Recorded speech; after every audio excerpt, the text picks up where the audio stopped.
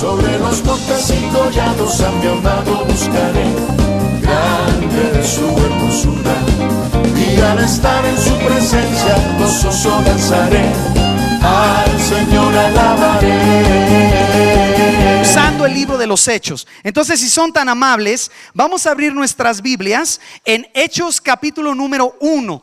Te platico que Hechos nos relata lo que sucede después de que el Señor Jesús ha ido a la cruz y ha resucitado al tercer día y se presenta para algunos de sus discípulos, bueno, para todos sus discípulos, resucitado antes de regresar a la gloria.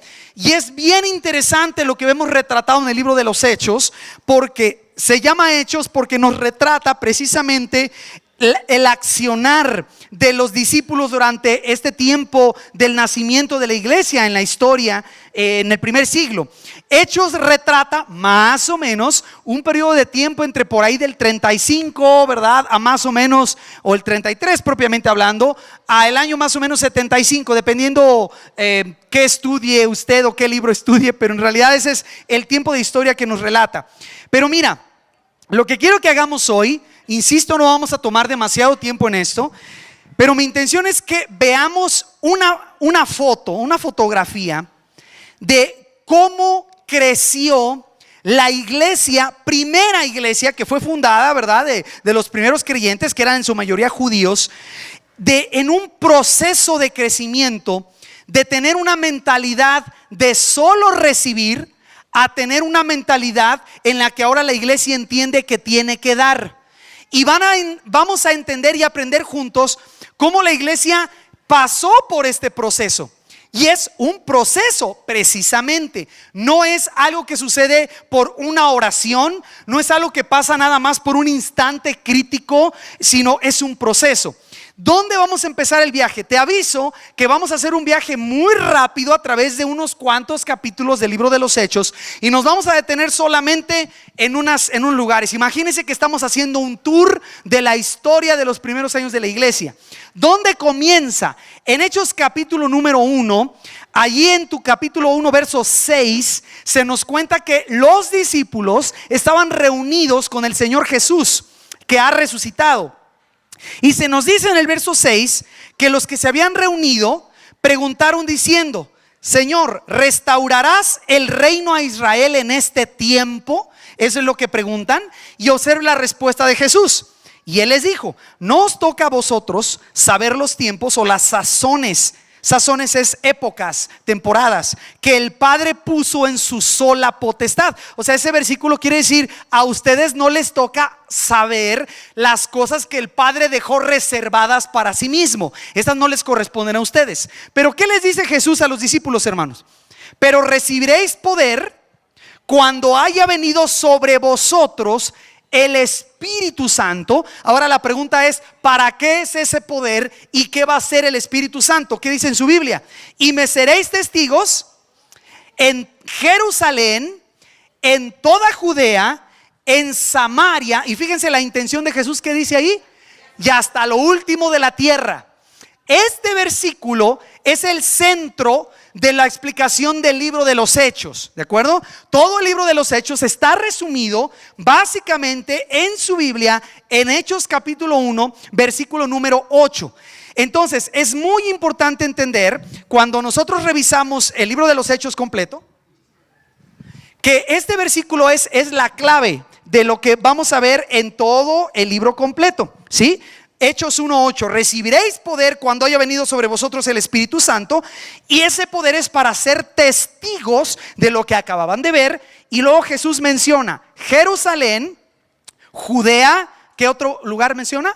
Samaria, y el último, ¿cuál es? Muy importante: hasta lo último de la tierra. Entonces fíjense, lo interesante que tú y yo vemos aquí es que Dios, hermano, contrario a nosotros, no detiene el tiempo como acaba de suceder quizás hace un momento en muchas iglesias. En muchas iglesias se detiene el tiempo. ¿Por qué? Porque va a jugar la selección, ¿verdad? Y si juega la selección en un horario de trabajo, ¿qué hacen muchas empresas que son socialmente responsables? Detienen el trabajo y ponen a sus empleados a ver el trabajo porque se detiene. Y a veces pensamos que Dios tiene estos días especiales en que si hoy mi hijo va a hacer un examen, detiene el tiempo, detiene las cosas, Él no trabaja. Si hoy yo me siento cansado, Dios no trabaja. Pero mira, la noticia del libro de los Hechos es que todos los días, cada día que tú y yo vivimos, y como el día de hoy, que somos tan poquitos y estamos bien a gusto aquí en un clima excelente en la iglesia, pensamos que Dios no tiene mucho que hacer, que Dios está obrando allá en Brasil en los estadios, ¿no? O que Dios está operando en otro lado o en otras naciones. Pero no, donde está su iglesia y está el Espíritu de Dios, allí el Señor está trabajando. Entonces lo que quiero que observemos juntos es lo siguiente: el Señor siempre que está presente, siempre que el Señor pone su mano sobre algo, o mora entre alguien como nosotros, o entra a tu familia y llega a tu familia, siempre va a causar movimiento. Piensa en eso unos segundos. Si Dios llega a algún lado y toca la vida de alguien, siempre va a causar crecimiento en esa vida, transformación, movimiento, un proceso de cambio, de avance. Si Dios llega a tu matrimonio, lo va a transformar. No llega para bendecirte y dejarte igual, llega para cambiarte. Si eres una ama de casa y le entregas tu vida a Cristo, Dios te transforma como madre y te hace una mejor madre. Te ayuda a amar a tus hijos mejor, a amar a tu esposo mejor, a ser una mejor hermana, mejor hija. Porque donde Dios llega, Dios transforma. Y lo que vemos en el libro de los Hechos es exactamente eso. Pero aquí está lo interesante. El Señor le dijo a sus discípulos: no se vayan de aquí hasta que reciban el Espíritu Santo. Y luego les dijo: cuando reciban el Espíritu Santo, entonces me van a ser testigos en Jerusalén, Judea, Samaria y el último de la tierra. En Hechos capítulo 2, el Espíritu Santo viene a la tierra por primera vez y cae sobre los creyentes. Usted puede leer de eso, ahí haga un recorrido en su Biblia rápido. En el capítulo número 2 dice: cuando llegó el día de Pentecostés, estaban todos unánimes juntos. De repente vino del cielo un estruendo como de un viento recio que soplaba, el cual llenó toda la casa donde estaban sentados. Y se les aparecieron lenguas repartidas como de fuego, asentándose sobre cada uno de ellos. Y atención, el 4: fueron todos llenos del Espíritu Santo y comenzaron a hablar en otras lenguas según el Espíritu les daba que hablasen. Entonces aquí viene la pregunta: si ellos no tenían el Espíritu Santo antes y estaban en Jerusalén encerrados por miedo de los judíos, la pregunta que queremos contestar hoy es: ¿qué sucede si el Espíritu de Dios, Dios mismo, viene a la vida de una persona? ¿La deja igual o la mueve? ¿Le hace avanzar? ¿Es la gasolina que nos empieza a llevar a transformaciones o nos va a dejar en el mismo lugar? Esa es la pregunta que queremos contestar, aunque creo que la mayoría de ustedes ya sabe la respuesta. La respuesta es, como dijimos hace un rato, que en todo lugar donde Dios llega, causa movimiento, causa cambio. ¿Me darías 30 segundos para que pienses qué es lo más reciente que ha cambiado en ti? No me lo digas en voz alta, pero ¿qué es lo más reciente que ha cambiado en ti?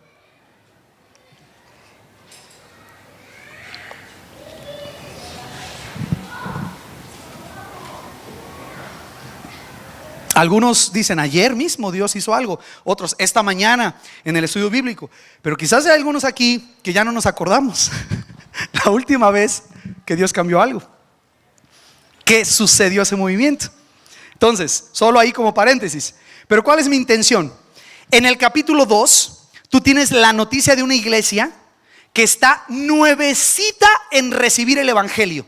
Son bebitos espirituales. Acaba de venir el Espíritu Santo, acabamos de leer allí, con un estruendo enorme, y empezaron a hablar idiomas que ellos no sabían para predicarle a los extranjeros que sí conocían esos idiomas. Entonces, ¿cuál era la promesa? Que cuando recibieran el Espíritu Santo iban a ser ¿qué? Testigos. ¿Se acuerda de eso o no? Hermano, ya se acabó el partido. ¿Sí están aquí? Ya hermano, ¿qué pasó? Perdió México, ¿verdad? Es que estaba ocupado. ¿Perdió? ¿Perdimos? Ok, ya pasó, ¿sí? Ya Cristo va a consolar su corazón ahora. ¿Ya llegó? ¿Ya está aquí? Sí, está aquí. Ok, fíjese bien. La Biblia dice que cuando llega el Espíritu Santo a ellos, en Hechos capítulo 2, les iba a dar el poder para hacer ¿qué cosa? Testigos. de las cosas que habían visto. Entonces, aunque no conocían los idiomas, empiezan a hablar idiomas que ellos no conocían y empiezan a ser testigos del poder de Dios. Esa es la intención en Hechos capítulo 2. Pero quiero que notes especialmente, si nos vamos más rapidito, déjame ver, en el versículo 43. Fíjate bien esta idea, Hechos 2:43. El Espíritu Santo ya llegó a la iglesia por primera vez, pero ¿qué sucede? Dice: sobrevino temor a toda persona, y muchas maravillas y señales eran hechas por los apóstoles. Todos los que habían creído estaban, ¿qué cosa dice tu Biblia? Juntos, y tenían en común todas las cosas. Es más, fíjate, tan juntos estaban que dice el verso 45: vendían sus propiedades y sus bienes y los repartían a todos según la necesidad de cada uno. Entonces, una pregunta rápida aquí: cuando viene el Espíritu Santo, de tener una gente dividida, ¿qué es lo primero que hace el Espíritu Santo? ¿Los qué? Los junta. Y tenían en común todas las cosas y se amaban y eran una iglesia bien hermosa, donde todos se abrazaban y apapachaban y se recibían con amor. ¿Por qué? Porque eran nuevecitos en recibir al evangelio. Acababan de tener el Espíritu Santo dentro de ellos. Versículo 46, mira: y perseverando unánimes. Ahora aquí te viene la pregunta, ¿cada cuándo se reunían los primeros cristianos? ¿Qué dice tu verso 46? Cada día. Nosotros nos reunimos unas 2-3 veces a la semana, pero ellos se reunían todos los días. Se querían tanto que se reunían todos los días. Nosotros nos aguantamos 3 veces a la semana, ¿verdad? La celulita, la reunioncita acá, el dominguito. Pero ellos todos los días. ¿Y dónde se reunían? En el templo. ¿Quién de ustedes me sabe decir dónde estaba ese templo? ¿Dónde estaba ese templo? ¿Qué ciudad es? Jerusalén. Y Jesús dijo: me seréis testigos en Jerusalén, Judea y Samaria. Entonces, ¿dónde están estos creyentes? En Jerusalén, reuniéndose todos los días adentro del templo, juntos. Y nos dice el verso 46, incluso que partían el pan en las casas. O sea, eran de estos hermanos que iban al templo, a la oración, oraban juntos, y cuando terminaba la reunión decían: ¿cómo ves un taquito en la casa? Vénganse. Y se iban a la casa y comían en las casas juntos. Estos eran cristianos que sí se amaban los unos a los otros. Se soportaban bastante bien los hermanos. En el templo y en la casa, con el Espíritu Santo, todo es hermosura. Versículo 47, mira qué hermoso: alabando a Dios y teniendo favor con todo el pueblo. O sea, le caían bien a la gente, hermanos. Esta era gente popular. Y dice: el Señor añadía cada día a la iglesia los que habían de ser salvos. Ahora, representa esa etapa en la que una persona y una iglesia recibe el evangelio.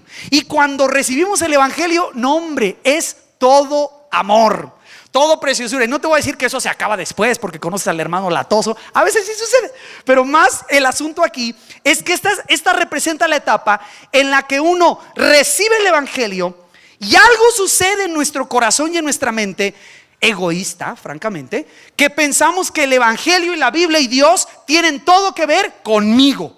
Él vino a salvarme a mí, a cambiar mi vida, mi matrimonio, quitarme mis vicios que me están matando, ayudarme a arreglar mis finanzas, recuperar a mi hijo, a mi hermano, a mi padre, perdonar mi vida, sanar mi corazón. Y todo eso es cierto. Eso hizo el Señor con sus discípulos. Les transforma la vida, conocen el evangelio, y lo que más quieren hacer es juntarse con otros creyentes que están viviendo lo mismo. Y probablemente algunos de ustedes están en esa posición ahora. Anhelan venir a la iglesia y anhelan estar en su célula, no solo por la comida que hacen, sino porque es chido estar en la célula. Es padre hablar con otro hermano que te anima sobre Dios, en lugar de estar oyendo a los que te desaniman. Es mejor oír la palabra a oír chismes en la televisión. Y uno quiere estar junto, uno quiere conocerse y quiere conocer más gente y quieres ir a comer a la casa de los hermanos. Lo mismo pasa en una célula. Abrimos una célula, se forma el grupito, llega el líder, el asistente, el anfitrión nuevo, y todo es amor, todo es lindo. Los cantos son los mejores que hay. Aunque coman sal con el dedo en el ágape, está rica. Bien contentos. Pero ¿qué es lo interesante? Si el Espíritu de Dios está ahí, va a causar que esa gente se mueva.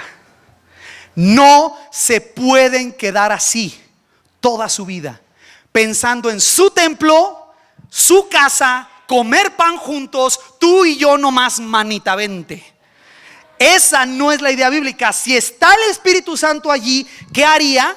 Serían testigos en Jerusalén y haría algo para empujarlos a Judea, y de Judea empujarlos a Samaria, y de Samaria hasta lo último de la tierra. Qué interesante es esta idea. Observe por favor, aquí tenemos, por supuesto, ellos son transformados, sus vidas son cambiadas, son salvos. También vienen pruebas. Por ejemplo, observa ahí en el capítulo 3, sanan a un cojo, y por sanar a un cojo se les arma una bronca tremenda a Pedro y a Juan. La bronca es tan grande que terminan en la cárcel. Vienen pruebas, igual en esa etapa la iglesia pasa pruebas, la célula pasa pruebas, tu vida va a pasar pruebas. Pero si seguimos nosotros avanzando, vemos a la iglesia creciendo en el capítulo 5, capítulo 6, capítulo 7. ¿Qué sucede cuando llegamos hasta el capítulo número 8? En el capítulo número 8, como las cosas se pusieron calientitas en el 7 con una persecución, dice tu Biblia en Hechos capítulo 8, mucha atención, 8 verso 1. Y Saulo, este Saulo después se convierte en San Pablo, ¿verdad? Lo conocemos así, el apóstol Pablo. ¿Qué dice? Saulo consentía en su muerte. En aquel día hubo una gran persecución contra la iglesia que estaba ¿dónde?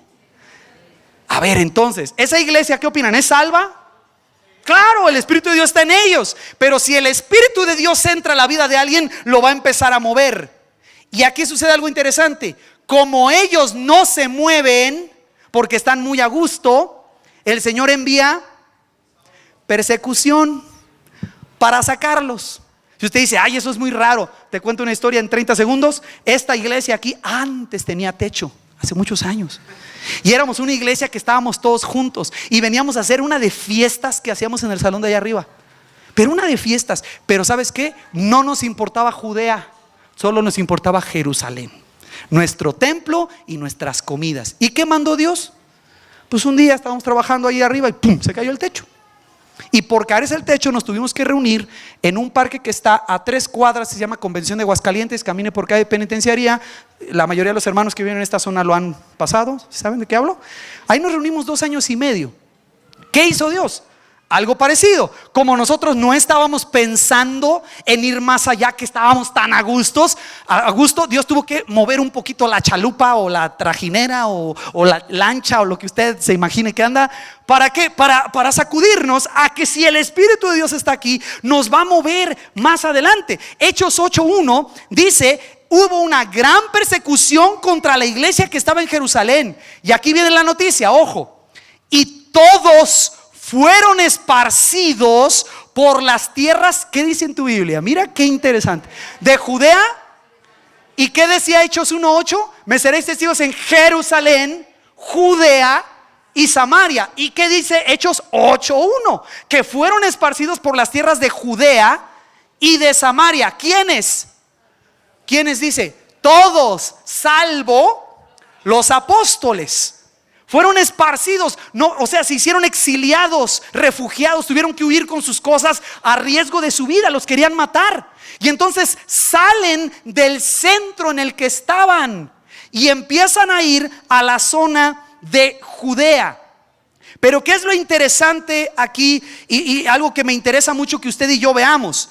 Dice que hombres piadosos llevaron a enterrar a Esteban, versículo 2 estoy leyendo, e hicieron gran llanto sobre él. Y Saulo asolaba a la iglesia y entrando casa por casa arrastraba a hombres y a mujeres y los entregaba en la cárcel. Pero aquí viene lo interesante, mucha atención con esto. El verso 4 te indica que el Espíritu de Dios estaba en la iglesia. ¿Por qué? Pero los que fueron esparcidos iban por todas partes. ¿Y qué dice tu Biblia? Anunciando el evangelio. Aquí, hermanitos, ojo, es donde empieza a suceder un cambio. En la primera etapa en tu vida y en la mía, vamos a ver el evangelio como algo que es para mí y que Dios vino a salvarme a mí y a cambiarme a mí y a consolarme a mí y a ayudarme a mí y a sanar. Ya sabes, es el evangelio de las ovejas que dicen sanarme, ayudarme, cuidarme, dame y todo lo que termina en me, ¿sí? O a mí, dependiendo de cómo lo hables. Ese evangelio es correcto porque Cristo vino a transformarte. Pero aquí está lo que te quiero explicar. El Señor Jesús, cuando da su Espíritu Santo y empieza a transformarte, empieza a hacer de alguna forma, o por las buenas o por las duras, difíciles, que empecemos a pensar en los demás. Oye, imagínate una familia que vive en Jerusalén muy a gusto con su iglesia, que ha amado por varios años, y de repente llega la persecución y tienen que agarrar las chivas que traen puestas, una maletita y a lo mejor un borrego, y salir hacia las tierras de Judea, hacia la zona de Samaria. Pero ahora la diferencia está en que tenemos un grupo de gente que empieza a pensar: oye, probablemente ese evangelio hermoso que recibimos y que transformó mi vida no es solo para mí. No es solo para mí. Ese cambio es el que el Espíritu Santo está reflejando en Hechos 8, versículo 4. Que esos que fueron esparcidos iban por todas partes anunciando el evangelio. No iban sufriendo: ay, dame hospedaje porque allá nos persigue un loco que se llama Saulo y nos quiere matar. Recíbanme. Oye, pero tú quién eres, no te importa quién soy, recíbeme, sufro. No, esta gente, a pesar de sus circunstancias, tiene el entendimiento de que el evangelio no es solo para ellos. El evangelio no fue diseñado para recibirlo y quedarse en ti para siempre hasta que te vayas al cielo. El evangelio, si lo tienes, va a querer salir naturalmente. Y esta gente que está siendo esparcida por causa de persecución. A ver, hermanos líderes, esta gente que salió, ¿fueron enviados por la iglesia con visión misionera? No, Señor. Salieron esparcidos. ¿Por qué? Por miedo a que los maten. Y aún así predican el evangelio. Quiero explicarte, aquí no tenemos una iglesia con una visión misionera. Tenemos una iglesia reaccionando al asunto. Nos van a matar, entonces bueno, mientras van ahí, pues ahí prediquen. Pero no es intencional, le salió de chapuzón el asunto. ¿Me entiende? Están predicando en Judea y Samaria de chapuzón. Pero lo importante que tenemos que ver aquí es que esta gente era una iglesia que avanzaba la iglesia de forma natural por establecer el evangelio en la gente que son como ellos. Ellos le seguían hablando a las personas que eran como ellos, hablaban el hebreo, los idiomas de ellos, y vivían en la zona de Judea, estaban cerquita de ellos. Y nos representa a nosotros el evangelismo que se hace dentro de nuestra ciudad. El evangelismo que tiene que ver con la zona donde vivimos, nuestra Jerusalén, nuestra Judea. Pero también implica esa situación donde a veces tenemos que ir por circunstancias que no son las preferidas, las que más quisiéramos. Pero lo que quiero que entendamos, lo que trato de explicar ahora, es la idea de que si el evangelio que entendiste es el verdadero, y si tienes el Espíritu Santo, no te vas a quedar donde estás, recibiendo el evangelio, diciendo: gracias, Señor, que me salvaste a mí. Ese no es el evangelio genuino, porque el evangelio genuino te va a empujar a ir a Judea, un poquito más lejos de donde ya estás yendo. Compartir el evangelio en tu Jerusalén, donde estás, pero un poquito más lejos donde estás yendo, tu Judea. El lugar un poquito más afuera, donde tienes que caminar e ir a buscar a aquella persona para hablarle. En la Jerusalén es al que te encuentras, es a tu compañero de trabajo, lo ves todos los días, al Gutierrito, si ya no lo aguantas, ¿verdad? Y a él, bueno, le predicas el evangelio. A tu tía con la que vives, le predicas el evangelio. Con tu esposo, tus hijos, eso es Jerusalén. Pero Judea requiere caminar un poquito más allá e ir a bajar tres apartamentos e ir a tocar la puerta de la vecina. Ir a 2 manzanas de tu casa, ir hasta acompañar a la muchacha del kinder donde llevas tu niña, ¿verdad? E ir a acompañarla hasta su casa para ver dónde vive y predicarle el evangelio. Esa es Judea. Pero escúchame, no sucede si esa iglesia o ese creyente se queda atorado pensando que el evangelio es para mí. Gracias, Señor, que me salvaste, te alabo, oro todos los días y como con los hermanos, me la paso bien chido. Pero se nos olvida que el evangelio está diseñado para llegar allá afuera, ir más lejos. Si sigues avanzando en Hechos, fíjate lo que encontramos en el capítulo 8, pero el versículo 5. Ya se nos dijo que habían llegado a Judea. El capítulo 8, verso 5 dice: entonces Felipe descendiendo a la ciudad de, ¿qué dice ahí? Samaria. Ahora, aquí viene la diferencia, líderes, atención. Felipe, cuando va a Samaria, ¿parece accidente o se ve un poquito más intencional la cosa? Exacto, aquí es un poquito más intencional el asunto. Felipe está, en este caso, descendiendo a Samaria, y la historia nos cuenta que cuando llega a la ciudad de Samaria les predicaba a Cristo. Ahora, no tenemos el tiempo de explicarte todo lo que pasaba entre Samaria o los samaritanos y los judíos. Solo te puedo decir que uno al otro se odiaban, no se podían ver. Tanto se odiaban que cuando el judío tenía que ir de Jerusalén a la zona de Galilea al norte, como Samaria estaba en medio, ¿sabes qué hacían? Le daban la vuelta y rodeaban un montón de días de camino para llegar a la zona norte en Galilea, nada más para no pisar esa tierra pagana de los samaritanos, porque los consideraban personas mezcladas, personas indeseables, que no eran puros de raza judía, que habían construido un templo falso. Eran detestados por los judíos. Y ahora vemos a Felipe yendo a ellos, porque Felipe entiende que el evangelio no es para él y se acabó. No es para cambiarlo a él, salvarlo a él, transformarlo a él y ya. Si el Espíritu de Dios está ahí, va a movernos a llevar su palabra a Judea, va a movernos a llevar su palabra hasta Samaria. Ahora, solo te explico de volada. Samaria representa a las personas que no queremos. Esa gente con la que tenemos que ir mucho más allá. El Jerusalén son mis amigos, mis cuates, mis familiares, gente que yo ya conozco, y les hablo de Cristo y es más fácil, hablan mi idioma, no hay bronca. Mi Judea, pues tengo que ir con el primo aquel que nunca veo, ¿verdad? Y voy y le hablo. Voy con el patrón. Pero cuando hablamos de Samaria, Samaria es ir más lejos a la gente que no nos gusta. Y aquí te quisiera pedir que pensaras: ¿a qué personas se te haría lo más difícil compartirles del amor de Dios? Prostitutas. Hay personas entre ustedes que las ven y les dan asco esas personas. Homosexuales, personas con conducta homosexual, y decimos, esa gente. Un secuestrador, un delincuente, una persona que vende droga, una persona que está en la cárcel, un hombre golpeador que golpea o lastima mujeres.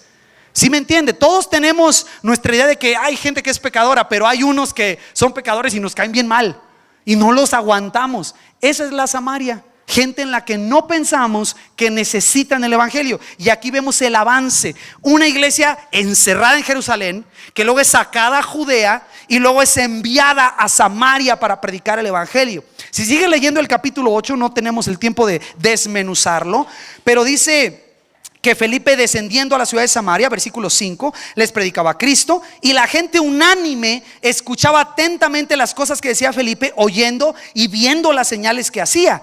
En el versículo 16 se nos explica que en Samaria ya habían oído el evangelio, pero no había descendido el Espíritu Santo sobre ellos. Y por allá en el versículo 25 nos da la conclusión. Hechos 8:25. Ellos, habiendo testificado y hablado la palabra de Dios, se volvieron a Jerusalén, y en muchas poblaciones de los samaritanos anunciaron el evangelio. Pero aquí ya los vemos más intencionales, más pensando, oye, tenemos que hacer esto un poquito diferente. Y si tú tuvieras el tiempo, te recomiendo que leas en tu casa del 26 en adelante, porque Felipe es enviado por el Espíritu de Dios a ir un camino desierto que estaba hacia el sur de la zona de Jerusalén, y fue diseñado por Dios para encontrarse con un funcionario de la reina de Etiopía que iba camino a Jerusalén. Y lee en tu casa, es fascinante el relato, cómo parece una casualidad que en un camino completamente desierto está Felipe parado allí con el evangelio adentro, y va un etíope en la carreta leyendo al profeta Isaías y no le entiende. Qué casualidad, ¿sí me entiende? ¿Por qué? Porque aquí está una persona que tiene hambre de la palabra y un Felipe que tiene la palabra. ¿Y qué hace Dios? Los conecta, nada más. Pero escúchame, no conectaría a nadie que está todavía en Jerusalén con su templo, su oración, su alabanza y sus tacos con los hermanos, porque es muy lindo. ¿Y mañana qué vamos a hacer? Mañana vamos a ir otra vez al templo. ¿A qué? A la oración. Ay, estamos con la oración. ¿Y luego qué hacemos? Vamos a la casa de la hermana Marta a comer. Comemos. ¿Y mañana qué vamos a hacer? Vamos a ir al templo. Y otra vez van al templo. Adoran al Señor, dan sus ofrendas, sus diezmos, le alaban. Son salvos genuinamente. ¿Y luego qué hacemos? Vamos a ir a la casa de Petra ahora, porque hace unos tacos bien ricos. Comen en la casa de Petra, alaban al Señor. ¿Y el etíope puede estar allá en el camino esperando quien le hable? Y si tenemos puros cristianos encerrados en Jerusalén y en las casas comiendo, en lugar de salir a Judea, en lugar de ir a Samaria, nunca esa gente se va a enterar. Observa lo que estoy diciendo, es el crecimiento natural de la iglesia, normal, que al principio sí, Cristo viene a salvarme a mí, pero luego empiezo a pensar en los de Judea y luego me vienen a la mente esos samaritanos que nadie quiere. ¿Cuál es el paso siguiente natural? Miren, muy sencillo. Esto es tan rico, tan fascinante que me da cosa dejarles con tan poquito, pero vamos a avanzar hasta el capítulo 11. No podemos hacer algo antes por el tiempo, pero aquellos de ustedes que estudian la Biblia, estudien el ejemplo de Pablo de Tarso. Saulo se convierte, este perseguidor, ¡pum!, Dios lo agarra en el camino y se convierte a Cristo. Estudien lo que hace Pablo después, inmediatamente después de convertido. Oran por él, ¿se acuerdan que se le caen de los ojos como escamas? Recobra la vista. Ananías ora por él, ¿se acuerdan? ¿Y qué hace? Parándose, dice, enseguida predicaba a Cristo en las sinagogas. Así, no se quedó con el evangelio, me cambió a mí, me salvó a mí. Lo empezó a compartir. Pedro hace lo mismo. Pero bueno, en Hechos capítulo 11, aquí tenemos otra cosa, una transformación radical, hermanos, algo diferente. Porque en Hechos capítulo 11 se empieza a cumplir el mandato de Jesús de ir a Jerusalén, Judea, Samaria y hasta lo último de la tierra. ¿Por qué? Porque en el capítulo 11, no tengo el tiempo para contarte la historia, que es fascinante. Se funda una iglesia en una ciudad que se llama Antioquía. Esta ciudad estaba cerquita del mar. Y en esta ciudad sucede que se juntan de los mejores líderes que había en esos años. Concretamente estaba allí a Bernabé y estaba Saulo, que después se llamó Pablo. Bernabé, entendiendo el potencial de Saulo, va por él a su casa a Damasco y lo lleva a Antioquía y empiezan a crecer juntos en la iglesia de Antioquía. Entonces quisiera invitarte a que leyeras conmigo Hechos 11, 19 y terminamos con este y un pasaje más, nada más. Hechos 11, 19. Fíjense bien, esto que viene aquí es clave. Ahora bien, dice el doctor Lucas, que escribe el libro de los Hechos, los que habían sido esparcidos a causa de la persecución que hubo con motivo de Esteban. ¿Cuáles fueron esos? ¿Se acuerdan? En el capítulo 2, en el capítulo 3, ¿se acuerdan que es perseguido la iglesia en el capítulo 8 y son esparcidos? Esos mismos los volvemos a encontrar en el capítulo 11. Pero fíjate lo que dice: los que habían sido esparcidos por causa de la persecución que hubo con motivo de Esteban pasaron hasta Fenicia, Chipre y Antioquía. Esto, bueno, igual si tuviera el mapa te enseñaría, pero Chipre es una ciudad grandota que parece como unos Estados Unidos chiquito, ahí en la zona del mar, a la costa, diríamos, oeste, oeste de Jerusalén y de toda la Tierra Santa. Y está mencionada la ciudad de Antioquía, y las tres eran ciudades claves. O sea, la persecución fue tan grave que ellos tuvieron que irse bastante lejos y llegaron hasta Fenicia, Chipre y Antioquía. Pero ¿qué hacían? Dice que no le hablaban a nadie, sino ¿a quién? Solo a los que son como yo.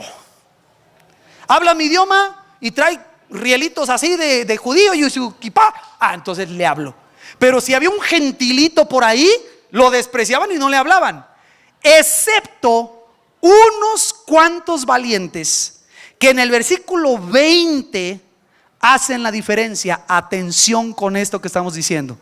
El 20 dice: pero había entre ellos unos varones de Chipre y de Cirene, los cuales cuando entraron en Antioquía, fíjate lo que hicieron por primera vez, hablaron también a los griegos anunciando el evangelio del Señor Jesús. Se animaron a dar el paso que se llama o se conoce como el paso transcultural. Fueron capaces y estuvieron dispuestos a brincar por encima de su cultura y hablar con gente que no hablaba su idioma, que no eran como ellos, no pensaban como ellos, no tenían sus costumbres, eran completamente diferentes a ellos. ¿Por qué?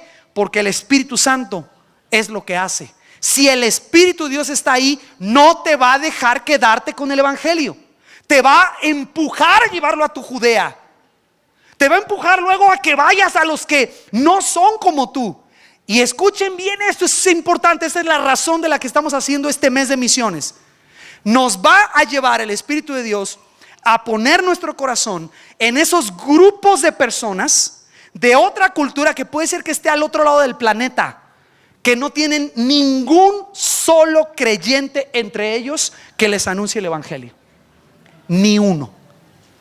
En México tenemos lugares donde hay medio cristiano por una población de 100,000, y vamos a ir a esos lugares. Pero hay lugares en este planeta donde hay poblaciones de 200,000 personas, 1,100,000, 100% absoluto musulmanes. No existe un creyente conocido entre ellos y no hay una Biblia en su idioma. No existe. Viven en una oscuridad, con una opresión terrible de sus gobiernos, de la religión, del enemigo, cegados a la luz del evangelio.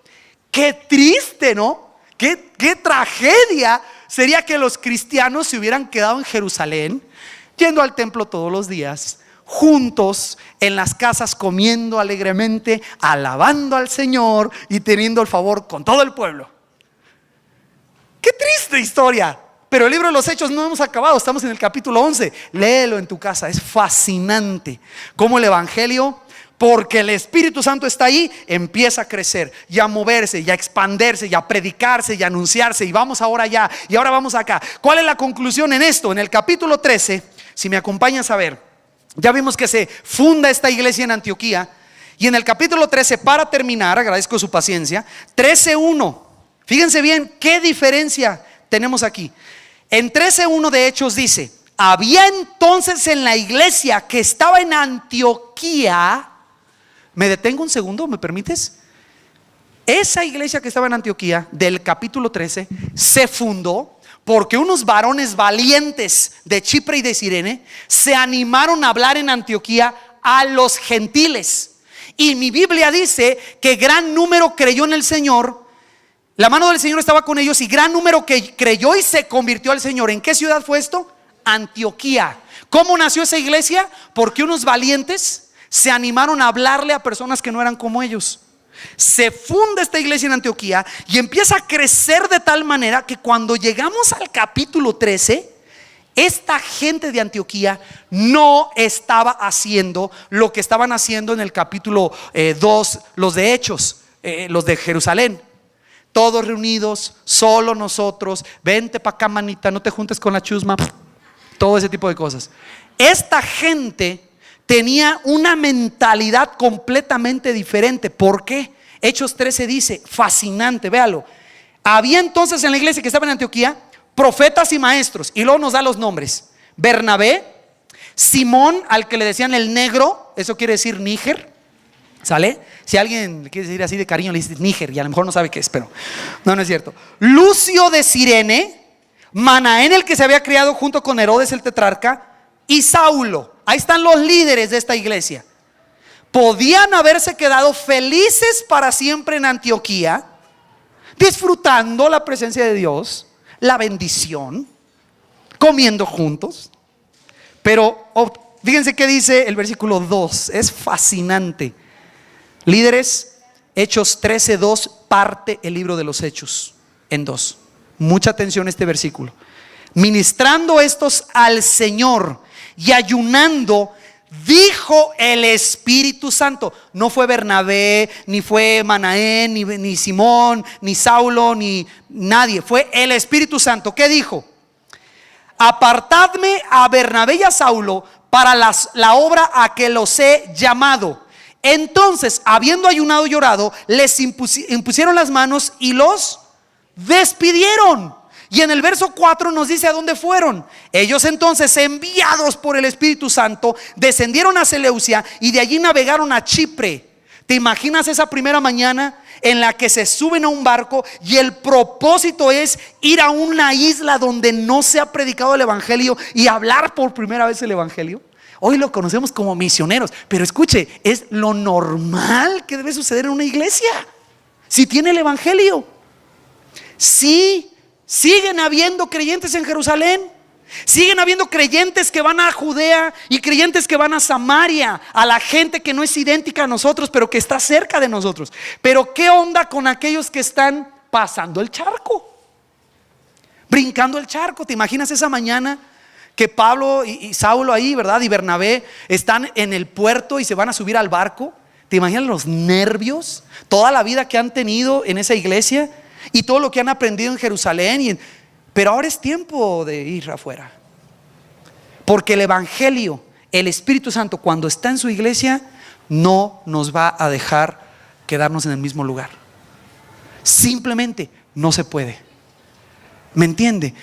El cristianismo no fue diseñado para que tú y yo estemos aquí los próximos 20 años adorando a Dios y aprendiendo la Biblia y comiendo juntos, que es muy hermoso. No me malentiendas, es muy hermoso. Pero si el Espíritu está aquí, nos va a lanzar a Judea y luego nos va a incomodar con aquellos que son diferentes a nosotros, los samaritanos, gente que nadie pela, gente que nadie ama, y nosotros somos los que tenemos que ir. ¿Y sabes qué sigue después? Lo último de la tierra. Esos grupos de gente donde no tienen quién. No hay alguien que hable su idioma y que tenga la palabra de Dios. Entonces la pregunta es, ¿quién va a hacer eso? ¿Cuál es el procedimiento normal? ¿Cuál es el proceso normal? Crecer, moverse. Entonces todo lo que quiero hacer es explicarte. Senda de Vida tiene una visión: alcanzarte, establecerte en la iglesia, discipularte, entrenarte y luego enviarte. No estás mal si estás en alguno de los 5, gloria a Dios. Nada más no te quedes ahí. Si el Espíritu Santo está ahí, te va a mover de allí. Por eso nuestra insistencia, y quiero ser muy claro, amigos, hermanos que nos están visitando, nuestra insistencia, muy abiertamente lo digo, no es la intención de Senda de Vida que tú vengas el domingo y te sientes a escuchar un mensaje. Ese no es el propósito. Si eso has entendido, disculpa, nos estamos fallando. Eso no es el propósito. El propósito es que entres a procesos que te transformen y te ayuden a ser un maestro de seguimiento, y luego discipularte para que aprendas las actitudes de Jesucristo, y luego desarrollar tu carácter entrenándote en el ministerio hasta que estés listo para ser enviado. Este proceso ya sucedió una vez aquí en forma práctica en Senda de Vida, cuando el año pasado, en el mes de noviembre, por primera vez se tomó un grupo de personas de aquí de Senda de Vida y se enviaron a Chicoloapan. No salieron esparcidos por causa de la persecución, ¿sí? Fueron enviados con el pastor Daniel para hacer testimonio en Chicoloapan. ¿Tú oíste el testimonio la semana pasada? ¿Estuvieron la semana pasada? ¿Oyeron? Los hermanos ahora, saliendo un estimado de 80 personas, ahora se están reuniendo 140 personas en ese salón que están oyendo el evangelio. Pero eso no hubiera sucedido si tú y yo nos hubiéramos quedado. Es que mi célula, hermano, mi célula 87 es la mejor del mundo. Mire, ya me hice un tatuaje. Yo amo mi célula 87. ¿Cómo me van a mover? Si está el Espíritu ahí, vas a moverte. Vas a salir de ahí en algún momento. Algunos no, pero la iglesia está en movimiento cuando está viva. Y vamos a tener movimiento de gente. Entonces miren, nada más para un examen rápido, algunos de ustedes, yo sé que algunos están clamando porque los muevan de célula, pero algunos de ustedes están clamando porque no los muevan. Algunos ni del lugar que se sientan se quieren mover. Esa es mi silla. Mire, ve esas curvas que tienen ahí, son mías, es mi silla. Yo se la pido a los sugieres, es mía, y no se quieren ni mover de la silla. ¿Cómo van a poder ir a Judea? O a Jerusalén o a Samaria. No se quieren mover. El movimiento natural de una iglesia es crecer de una iglesia que recibe el evangelio a una que empieza a ver a Jerusalén y dice, oye, aquí hay más gente. Y luego vamos a Judea, luego pensamos en samaritanos, hasta el punto en que una iglesia madura y dice, oye, ¿qué vamos a hacer con los de Chipre? ¿Quién les está predicando a los de Chipre? Nadie. Entonces el Espíritu Santo dice, a ver, tú y tú van a Chipre. ¿Y cómo? Van a Chipre. Y usted lea las aventuras de Saulo y Bernabé en su libro, en Biblia, en Hechos. Están mejor que Laura de Bozo, le aseguro, ¿eh? Una cosa fascinante. La primera vez que llegan y predican, los apedrean y los quieren matar. ¿Se imagina? Es más chido estar en Jerusalén, en mi templo, con mi líder de célula que me pone la mano y ora por mí. Sí, eso es chido, pero no es para siempre. La intención es que hacemos eso para que crezcas y veas toda tu Judea, la Ciudad de México, nada más la zona metropolitana, 20 y tantos millones de habitantes. Enviamos a esta iglesia en Chicoloapan. Te platico qué sigue. Estamos orando, ya hay un núcleo de personas orando por ver dónde va a ser la siguiente iglesia que se va a plantar, con un pastor salido de aquí, y también ocupamos hermanos y hermanas dispuestos a viajar desde su lugar hasta ese lugar en esa iglesia para hacer testimonio. Ocupamos maestros de niños, gente que dé seguimiento, alguien que toque algún instrumento, personas que sean ujieres. Todo mundo puede participar en eso, pero va a ser imposible si tú sigues en Jerusalén amando tu célula y tus taquizas y tus hermanos. ¿Sí me entiende? Eso es normal, es bueno. Aprovechelo si lo tiene, pero nada más te aviso, no es para siempre. Sí, te vamos a mover. ¿A poco me van a quitar a mi líder? Sí, te lo vamos a quitar. Sí, lo vamos a enviar. Si el Señor lo llama, eso es lo que vamos a hacer. Y enseguida, el paso natural que estamos pensando que podría suceder es que posiblemente por ahí algo en 2016, no sabemos, estamos orando, es el Espíritu de Dios el que manda, no nosotros. Ayúdenos para que no seamos nosotros, oremos. Pero estamos pensando que 2016 probablemente salgan de aquí de Senda de Vida una familia, 2 familias, quizás 3 familias, a otro estado de la República, donde por 20,000 habitantes hay un creyente. Y vamos a enviar a esas personas a vivir y trabajar entre ellos con sus mismos negocios y empleos, primero Dios, que tengan aquí, para ir a vivir entre ellos y plantar una iglesia como la de Antioquía. Que cuando llegue su proceso de madurez esté pensando, ¿y ahora quién va a predicar en aquel municipio? ¿Y ahora quién va a predicar en aquel? Entonces sus líderes, sépalo, están orando y estamos estudiando la estrategia de cuál es el poblado, el municipio entre estos 3 estados que sería estratégico para alcanzar más municipios. Pero te aviso, no vamos a contratar a un extraterrestre para ir ahí. Uno de ustedes lo va a hacer. Y yo sé que algunos están pensando, ¿seré yo? ¿Quién sabe? No sé, Dios está llamando a algunos de ustedes, Dios está preparando a algunos de ustedes. Pero mira, ¿qué te quiero explicar? No va a suceder, nunca va a suceder si tú te quedas aferrado a tu Jerusalén. Es que mi templo, es que nos reunimos todos los días y no puedo faltar a mi reunión. Y aparte después hay comidita en la casa de la hermana Petronila y entonces se pone chido. Y al otro día lo mismo y lo mismo, por años. Eso no es el cristianismo. El cristianismo te mueve, te despierta. Oye, mi vecina no conoce de Cristo. Dios te transforma y en esa transformación viene, oye, y si yo andaba mal y yo oigo los pleitos de la vecina de abajo, ¿no? Así como ella oía los míos. Ahora yo oigo los de ella y ahora nace el amor de Dios para ir y compartir ahí en tu Jerusalén, en tu célula, hermano. Estamos cerrando ciclo. La próxima semana tienes la última reunión de célula y queremos prepararnos para que el próximo ciclo vayamos a alcanzar esta enorme Jerusalén en la que vivimos. Es una Judea. Entonces, les podría pedir, ¿tienen ideas de dónde podría ser viable plantar una iglesia en esta ciudad? Platique con nosotros, platique con su líder. No me diga, yo quiero una iglesia al lado de mi casa, hermano, con techo y aire acondicionado. No se lo vamos a poner. Pero si usted dice, mira, en esa localidad hay como 10 familias, 8 familias que están interesadas y no hay una iglesia cerca, no pretendemos que suceda algo como esto, donde tenemos a nuestros hermanos aquí y nosotros acá. No, pretendemos ir donde no se ha anunciado, donde no se ha predicado.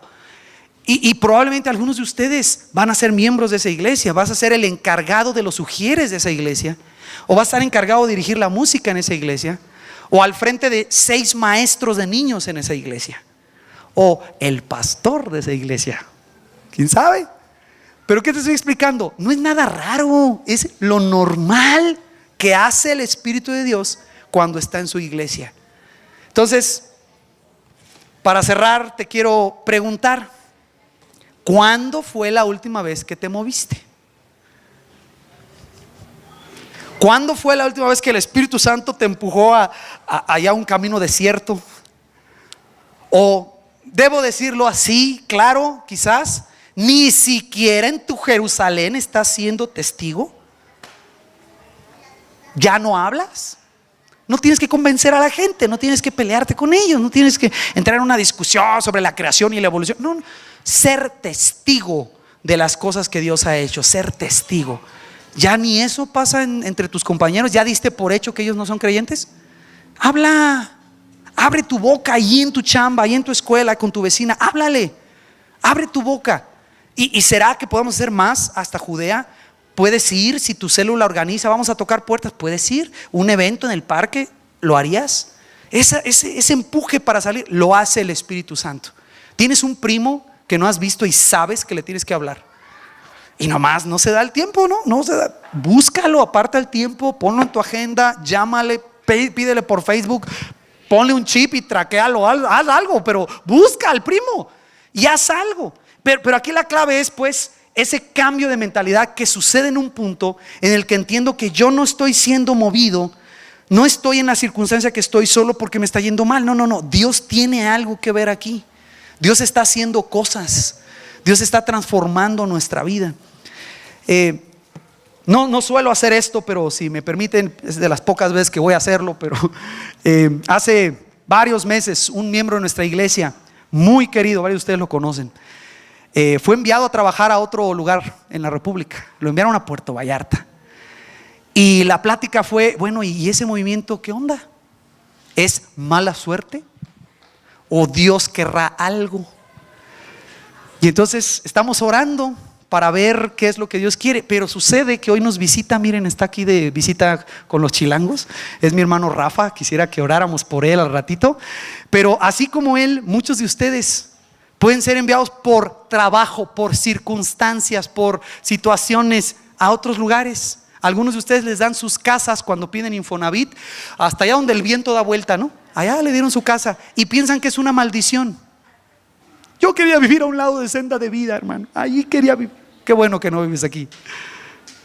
Allá es probablemente donde Dios te necesita, porque donde está su espíritu esparce a la gente. ¿Será que ahí es donde tienes que hacer evangelismo? Hablar. Te invito a que oremos. Señor, gracias por tu palabra. Gracias por lo que nos estás enseñando. Y queremos pedirte que en estos domingos que estamos pensando en Michoacán, en Zacatecas, que estamos pensando en Jalisco, abras nuestros ojos sobre lo que quieres hacer. Y es bien probable que algunos de nosotros, varios de nosotros, estén en tus planes para estos estados de la República, para estas comunidades donde hay pocos creyentes o ninguno, o hay creyentes sin procesos, iglesias que se quieren encerrar en el templo y en el compañerismo y en la alabanza y en la oración, que son importantes. Pero siempre que haya eso, Señor, tú vas a mover a tu iglesia a pensar en Judea. Vas a permitir circunstancias que nos empujan donde están las personas. Vas a abrir puertas con comunidades, grupos de gente que no nos reciben normalmente. Nos vas a llevar a los samaritanos. Y lo que queremos, Señor, es ser una iglesia que donde se pare, Padre, donde esté, siempre entendamos que el evangelio no es exclusivo para nosotros. No fue diseñado para quedarse conmigo y que yo reciba la bendición y las buenas noticias, sino fue diseñado para llevarlo a otros. Oramos hoy, Padre, por la iglesia en Chicoloapan, con quien nos reuniremos este próximo domingo. Te damos alabanzas porque será una gran fiesta en tu honor. Oramos por las familias que han sido movidas. Recordamos a nuestro hermano Amador, que por circunstancias termina en la sierra y ahora es el pastor, Señor, allá en una iglesia. Recordamos a muchas familias que por diferentes situaciones ahora están en otros estados de la República, pero oramos que cuando esto suceda veamos cómo tu poder, cómo tu estrategia sigue avanzando para que más personas conozcan tu verdad. No promovemos una iglesia, no promovemos el nombre de un pastor, promovemos al Rey Jesucristo, entronado en los cielos, gobernando como rey y que ha de regresar para establecer su reino. Predicamos a Cristo crucificado, predicamos tu palabra, salvación por la fe, predicamos solo a ti, Señor, y queremos ver gente viniendo a ti. Ayúdanos a entender en qué etapa estamos. Perdónanos si hemos sido algunos egoístas y estamos solo recibiendo el evangelio. Creo que aquí tienes personas, especialmente aquellos que son los únicos en su familia que son cristianos. Quiero orar por ellos, Señor, para que tú recuerdes a su corazón que el evangelio que has puesto en sus vidas, en sus corazones, que les has confiado, fue para que ese evangelio entrara a esas familias, para que hubiera luz en medio de las tinieblas que estén pasando, para que haya esperanza en medio del dolor. Y esos creyentes que tú has puesto ahí en esas familias están allí no por un problema, no por una maldición, no están allí por la mala suerte, están allí por tu plan perfecto para llevar tu evangelio a esas familias. Dales valor, dales denuedo, dales gracia, sabiduría, para que con pasión y denuedo puedan simplemente ser testigos a otros del poder tuyo, Señor. Esa es nuestra oración. Sigue preparando el corazón del pastor de la próxima iglesia en la ciudad. Sigue preparando el corazón del pastor que ha de salir a otro estado de la república, de los líderes que fundarán estas nuevas iglesias. Sigue preparando el corazón de los que van a estar encargados de mucha gente en estas congregaciones. Padre, nos cuesta trabajo, nos duele dejar amigos, nos duele dejar seres queridos, pero queremos seguirte a ti. No hay mayor honor que servirte a ti, ni mayor gloria que la que tú recibas, Padre. Oramos que esto sea posible. Gracias por tu palabra. Pedimos esto en el nombre del Rey, el Señor Jesucristo. Amén. Tú eres